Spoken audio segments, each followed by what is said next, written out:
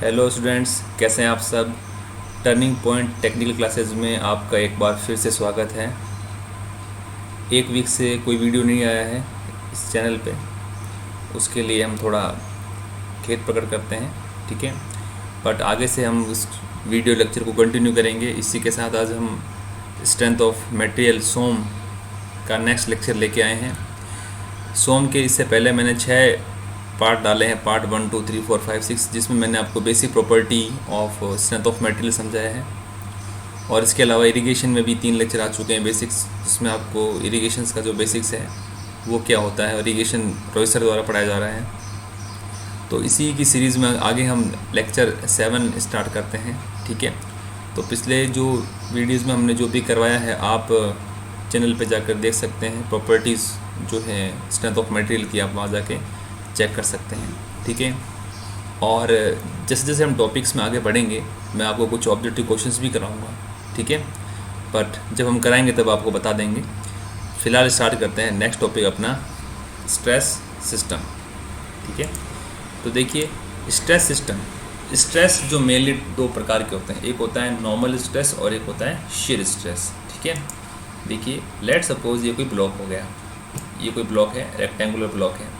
अब देखिए normal stress क्या होता है। Normal stress always act perpendicular to the section. मान लो ये आपका सेक्शन है तो नॉर्मल स्ट्रेस इसके परपेंडिकुलर, लेट सपोज ये नॉर्मल स्ट्रेस है, हमेशा क्या लगेंगे, परपेंडिकुलर टू दी सेक्शन, ठीक है।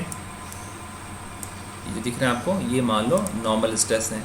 ये सपोज मान लो सिग्मा 1 है, ये लेट सपोज सिग्मा 3 है, ठीक है।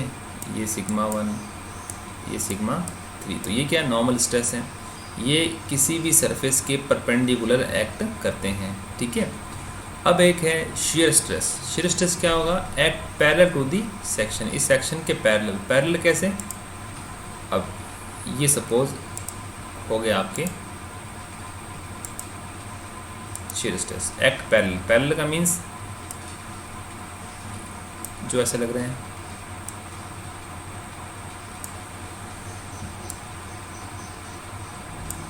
और ये वाले, ठीक है।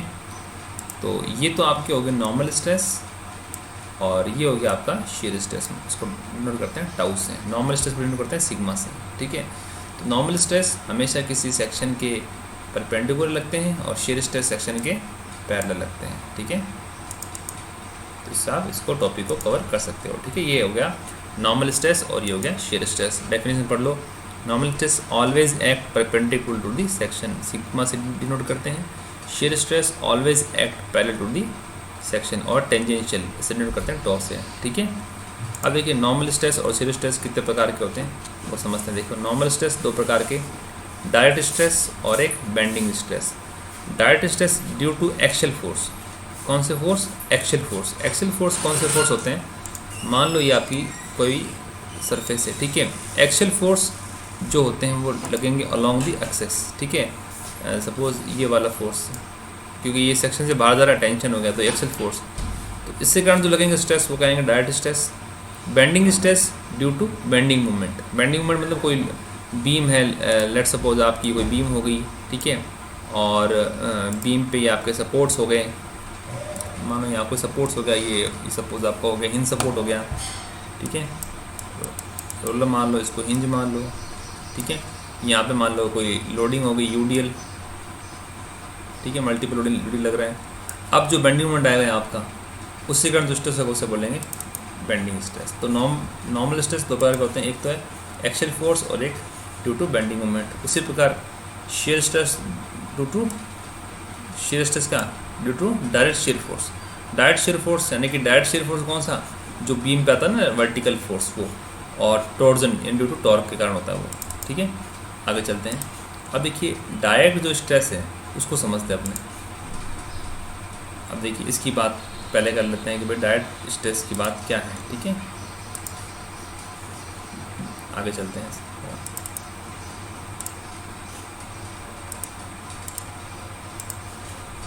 सॉरी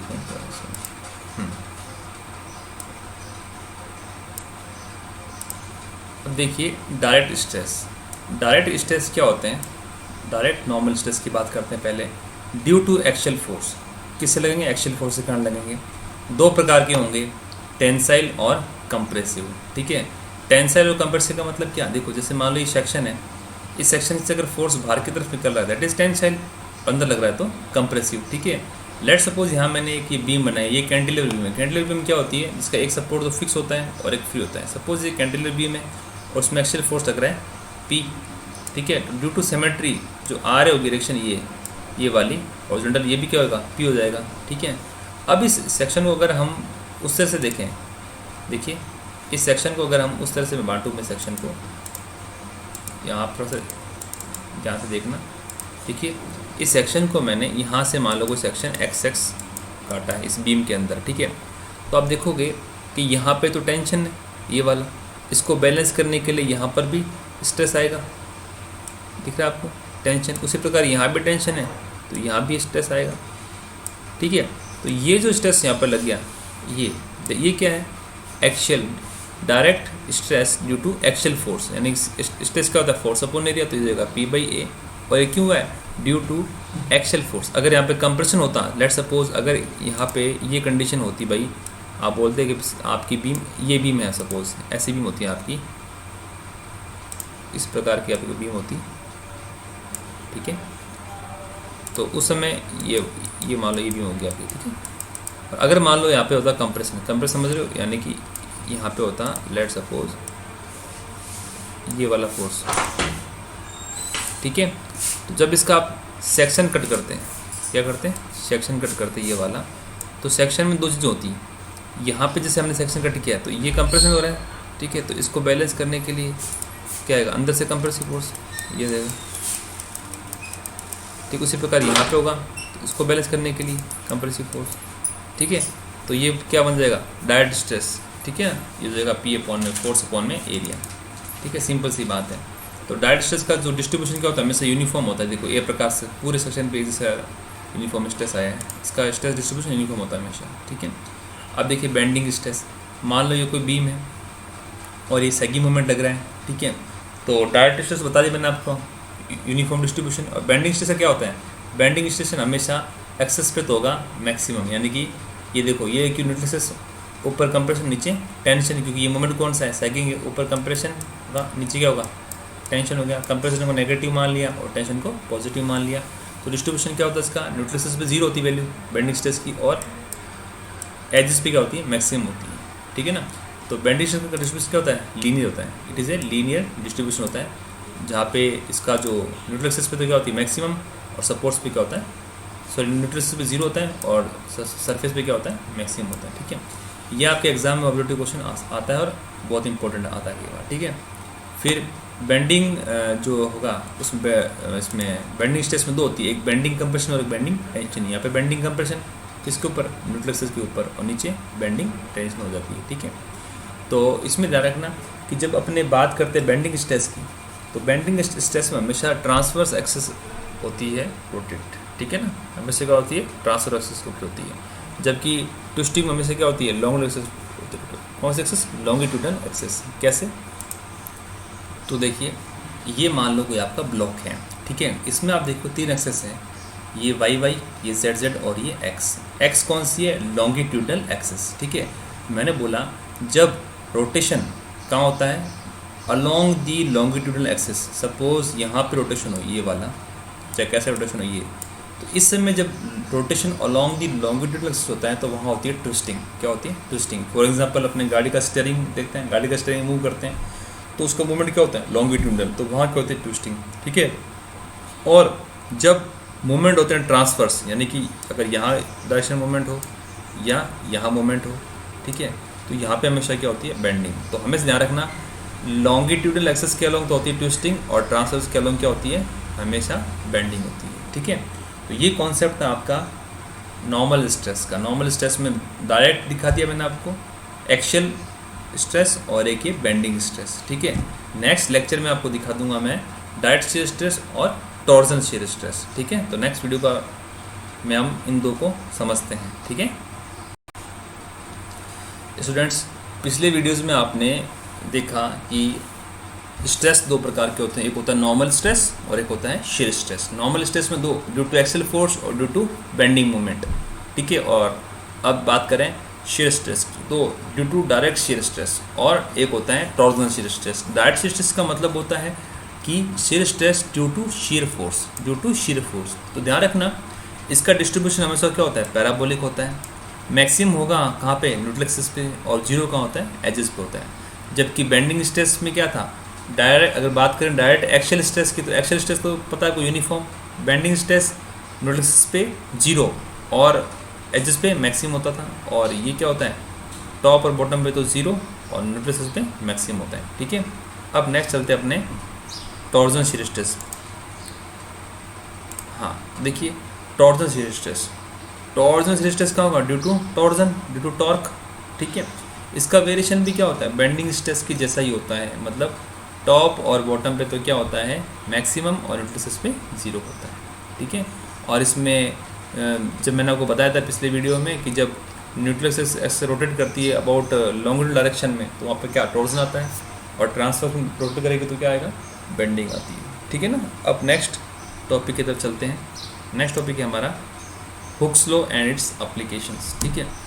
पहले बात करते हैं हुक्स लॉ। मैंने आपको जो स्टार्टिंग का बेसिक्स वीडियो बताए हैं, जिसमें आपको मैंने बताया है कि भाई हुक्स लॉ होता क्या है और हुक्स लॉ आता कैसे है। आपने स्ट्रेस स्ट्रेन कर्व पढ़ा है माइल्ड स्टील का, उसमें मैंने आपको बताया है कि जिस लिमिट पे प्रोपोर्शनल लिमिट होती है, कौन सी लिमिट, प्रोपोर्शनल लिमिट होती है। जैसे मान लो अगर कर्व माइल्ड स्टील का स्ट्रेन कर्व कुछ इस प्रकार का था, ठीक है, और यहाँ से सपोज सेंटर से एक लाइन गई थी, यहाँ पे मान लिया स्ट्रेस, और यहाँ पे स्ट्रेस, सपोज ये लाइन चली गई यहाँ तक मान लो, ठीक है, और यहाँ पे आप मान लो था आपका स्ट्रेस, और सॉरी यहाँ पे स्ट्रेस, और यहाँ पे क्या होता है स्ट्रेन सिग्मा। तो यहाँ तक कर्व लीनियर था, फिर हल्का सा कर्व होगा, ठीक है, फिर ये कर्व ऐसा कुछ कर्व बनता है, ठीक है। ये जो पॉइंट है आपका ये 0 से A, यहाँ पे क्या हो रहा है, जितना स्ट्रेस है उतना स्ट्रेन है, यानी stress is proportional to strain. इसी को क्या बोलते हैं, हुक्स लॉ बोलते हैं, ठीक है। ये रहा, तो स्ट्रेस इज प्रोपोर्शनल स्ट्रेन कहाँ पर, अप टू प्रोपोर्शनल लिमिट तक, ठीक है, यानी कि अप टू प्रोपोर्शनल लिमिट तक, उसके आगे नहीं होगा ये लॉ वैलिड। तो स्ट्रेस प्रोपोर्शनल टू स्ट्रेन, ये इसको हटाया तो क्या आ गया, ई, यंग्स मॉडुलस ऑफ इलास्टिसिटी, ठीक है। तो इसका अजम्पशंस क्या है, देखो इसके अजम्पशन इंपॉर्टेंट है। पहला अजम्पशन क्या, देखो metal is isotropic, homogeneous and linear elastic. देखिए अजम्पशन फर्स्ट क्या है, metal is isotropic, metal is homogeneous and metal is linear elastic, ठीक है। और हुक्स लॉ वैलिड है, ये तीन अजम्पशन ध्यान रखना, metal is elastic, isotropic and homogeneous, ठीक है। फिर देखिए अपने इनका मीनिंग क्या होता है। देखो होमोजेनियस का मतलब होता है आइडेंटिकल प्रॉपर्टी इन ऑल डायरेक्शन, यानी किसी मटेरियल की सभी दिशाओं में आइडेंटिकल प्रॉपर्टी एक समान हो तो उसे बोल देंगे होमोजीनियस, ठीक है। आइसोट्रोपिक का मतलब होता है कि properties are equal in all direction, ठीक है। इसमें थोड़ा सा एक करेक्शन रहेगा, इसमें ध्यान रखना कि होमोजीनियस आइडेंटिकल प्रॉपर्टी डायरेक्शन होगा, एंटायर वॉल्यूम होगा, इसको आप काट देना यहाँ से। तो आइडेंटिकल प्रॉपर्टी एट या इन एंटायर वॉल्यूम, यानी कि INTIRE, एंटायर वॉल्यूम, VOLUME, यानी जब किसी मटेरियल की संपूर्ण आयतन में प्रॉपर्टी समान रहती है तो उसे बोलते हैं homogeneous. Identical property in entire volume, ऐसे आप लिख देना इसको, ठीक है। Isotropic, properties are equal in all direction, ठीक है। अनआइसोट्रोपिक यानी aeolotropic, properties are different in every direction, example crystal. Orthotropic का मतलब होता है properties are different in 3 mutually perpendicular direction, यानी 3 परस्पर परपेंडिकुलर डायरेक्शन में उसकी प्रॉपर्टी क्या हो, डिफरेंट हो, एग्जाम्पल उसका वुड है, ठीक है। आगे चलते हैं। तो एक आइसोट्रोपिक और होमोजेनियस मटेरियल के लिए इंडिपेंडेंट इलास्टिक कांस्टेंट होते हैं 2, ठीक है। ऑर्थोट्रोपिक मटेरियल के लिए 9 और एलियोट्रोपिक और अनआइसोट्रोपिक के लिए इंडिपेंडेंट इलास्टिक कांस्टेंट होते हैं 21, ठीक है ना। ऑब्जेक्टिव में ये काफ़ी बार पूछा गया क्वेश्चन है, मोस्ट कॉमन क्वेश्चन है, आप इसको ध्यान रखना, ये इसको ध्यान रखना, ठीक है ना। इंडिपेंडेंट इलास्टिक कांस्टेंट 2 होते हैं, ठीक है। नेक्स्ट चलते हैं आगे।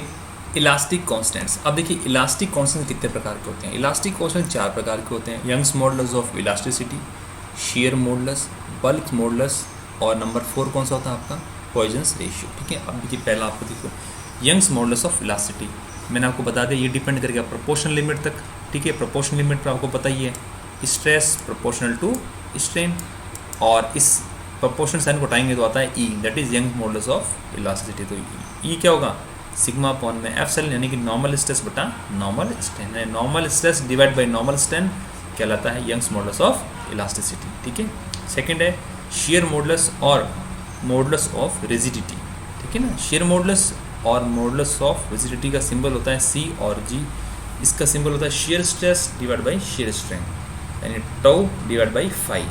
ठीक है ना, सी और जी बराबर में टाउ डिवाइड बाई फाई। ठीक है ना, नेक्स्ट चलते हैं हम।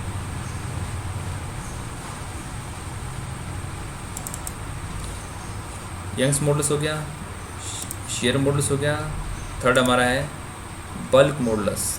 थर्ड हमारा है बल्क मॉडुलस। देखते हैं बल्क मॉडुलस को। बल्क मॉडुलस होता है डायरेक्ट स्ट्रेस यानी कि sigma divide by volumetric strain epsilon v. ठीक है ना, epsilon v. Volumetric strain, strain क्या होता है, स्ट्रेन होता है कि change in length, change in any dimension divide by original dimension, यानी चेंज इन लेंथ बटा एक्चुअल लेंथ, वो कहलाता है आपका स्ट्रेन। तो वॉल्यूमेट्रिक स्ट्रेन एप्सिलॉन वी क्या होगा, अगर बात करें एप्सिलॉन वी वॉल्यूमेट्रिक स्ट्रेन, अगर मैं बोल दूं चेंज इन वॉल्यूम, ठीक है ना, यानी delta we divide by total volume, ऐसा मैं बोल सकता हूँ। तो ये कहलाएगा आपका वॉल्यूमेट्रिक स्ट्रेन कहलाता है। ठीक है, तो वॉल्यूमेट्रिक स्ट्रेन क्या होता है, देखिए के इन्वर्सली प्रोपोर्शनल टू कंप्रेसिबिलिटी। अब कंप्रेसिबिलिटी क्या होती है, मान लिया अगर कोई ऐसा मटेरियल है जो है इनकम्प्रेसिबल। इनकम्प्रेसिबल का मतलब है जो कंप्रेस हो ही नहीं सकता। दैट मीन्स अगर वो कंप्रेशन हो ही नहीं सकता उसमें, तो डेल्टा वी क्या हो जाएगा, डेल्टा वी ज़ीरो। ठीक है, तो ज़ीरो अपॉन वी ज़ीरो हो जाएगा, यानी कि एप्सिलॉन वी क्या होगा ज़ीरो। तो सिग्मा अपॉन ज़ीरो क्या है, इन्फिनिटी। अगर मटेरियल क्या है इनकम्प्रेसिबल है तो बल्क मॉडुलस का मान क्या होता है, इन्फिनिटी। उसका मान होगा इन्फिनिटी, अनंत हो जाएगा मान बल्क मॉडुलस का मान। तो अगर वॉल्यूम जो है वो हो जाएगा, चेंज इन वॉल्यूम ज़ीरो हो जाएगा, तो एप्सिलॉन वी क्या होगा ज़ीरो। तो सिग्मा अपॉन ज़ीरो यानी इन्फिनिटी, यानी कि अगर इनकम्प्रेसिव मटेरियल है तो बल्क मॉडुलस का मान क्या होगा, इन्फिनिटी, यानी कि compressibility inversely proportional to bulk modulus, ये सिंबल हो गया। ठीक है ना, ठीक है, ध्यान रखना कि अगर कोई ऐसा मटेरियल जो कंप्रेसिबल इनकम्प्रेसिबल यानी उसको दबा ही नहीं सकते, तो उसका चेंज इन वॉल्यूम ज़ीरो हो जाएगा। ज़ीरो अपॉन में वी ज़ीरो, और सिग्मा अपॉन ज़ीरो इन्फिनिटी, यानी 1/0 क्या होगा, इन्फिनिटी होता है ना। तो अगर मटेरियल कौन सा इनकम्प्रेसिबल है तो बल्क मॉडुलस क्या होगा, इन्फिनिटी कहलाएगा उसका। ठीक है ना, ध्यान रखना इसका। नेक्स्ट प्रॉपर्टी अपनी है पॉइजन्स रेशियो, यानी इसको हिंदी में बोलते हैं पाइसन गुणांक, म्यू या न्यू। ठीक है ना, ये होता है lateral strain upon longitudinal strain, यानी कि lateral strain upon longitudinal strain कहलाता है पॉइजन्स रेशियो। कैसे, लेट सपोज मान लो ये आपका कोई ब्लॉक है, ठीक है, और इसकी डायमेंशन फिक्स है। ठीक है, अगर मैं इस ब्लॉक को, सपोज ये आपका ब्लॉक है और इसकी डायमेंशन ये ऐसा कोई ब्लॉक हो गया आपका, ठीक है, और ये हमने उसको कनेक्ट कर दिया है। ठीक है ना, अब ये ऐसा ब्लॉक बन गया। ठीक है, अब देखो सपोज मैं यहाँ पे इसको कोई फोर्स लगा के खींचता हूँ यहाँ से, ठीक है, तो इसकी लेंथ में जो ये लेंथ है इसकी इस लेंथ में, ये जो लेंथ दे रही टोटल, इसमें कुछ ना कुछ एक्सटेंशन तो होगा ही होगा। ठीक है, यानी कि ये जो लेंथ है, ये लेंथ बढ़ेगी तो इसकी जो ये विड्थ है, ये इसमें क्या होगी, कुछ कमी होगी, यानी कि लेटरल स्ट्रेन, यानी लेटरल डायरेक्शन में स्ट्रेन तो क्या हो रहा है, नेगेटिव हो रहा है, जबकि लॉन्गिट्यूडनल स्ट्रेन क्या हो रहा है, बढ़ रहा है। तो इसलिए नेगेटिव साइन यहाँ पर लाए अपने। ठीक है ना, तो lateral strain divide by longitudinal strain क्या कहलाता है, पॉइजन्स रेशियो कहलाता है। ठीक है ना, ध्यान रखना चाहिए। नेक्स्ट आगे चलते हैं, इसके कुछ पॉइंट्स है पॉइजन रेशियो के, वो इंपॉर्टेंट है एग्जाम के नज़रिए से। पहला, फॉर ह्यूमन टिश्यू के लिए पॉइजन रेशियो का मान होता है नेगेटिव, यानी कि -1 से लेकर 0.5 तक वेरी करता है। कॉर्क के लिए पॉइजन रेशियो 0 होता है, ग्लास के लिए 0.1 से 0.2, इलास्टिक मटेरियल के लिए होता है 0.25 से 0.42, और प्लास्टिक रबर है जो होता है इनकम्प्रेसिबल, उसके लिए 0.5 होता है। ठीक है, इसमें चीज़ ध्यान रखना कि कि जिन मटेरियल के लिए पॉइजन रेशियो 0.5 होता है, ठीक है ना, उन्हें बोलते हैं इनकम्प्रेसिबल, यानी कि उन मटेरियल में लोडिंग के कारण कोई भी वॉल्यूम परिवर्तन नहीं होएगा, ठीक है ना। इस ध्यान में इसके लिए बात होती है पॉइजन रेशियो, ठीक है। फिर अपना आता है कि एप्लीकेशन ऑफ हुक्स लॉ के एप्लीकेशन